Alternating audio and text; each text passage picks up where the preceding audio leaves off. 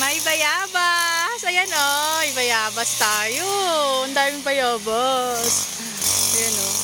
Dito tayo sa ilalim ng puno. Ang init. Ang sarap ng bayabas. Nagpapatabas tayo kay tatay. Grass cutter. Ito po ay 2 lote, 64 square meter. Meron pong muhon doon. Hanggang baba may muhon. Hanggang doon. Hanggang dyan. 2 lote po ito, kaya 2 title po nito. 2 lote na magkatabi, kaya 2 po ang titulo nito. Ang kalsada po nito, 10 meters, napakaluwag.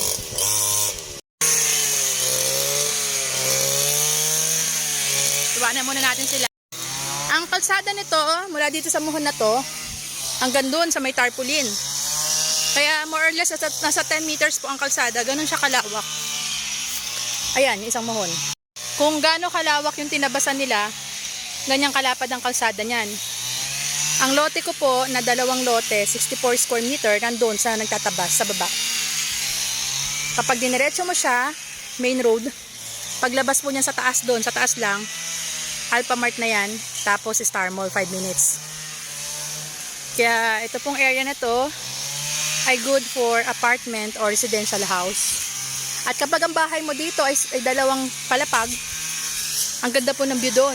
Noong nakaraan na sinukat namin to ng geodetic engineer, tanaw na tanaw ko dyan yung Padre Pio. As in, matatanaw mo yung statua ni Padre Pio. At accessible po ito sa wet market. Kasi paglabas mo dyan sa taas, wet market na, kasi yung eskwelahan ni Villar, yung technical vocational school yata yun. Maraming tanim yung lote. May puno ng mulberry, may bayabas, may papaya, may malunggay. Ah, ang dami ko kaya. Sorry.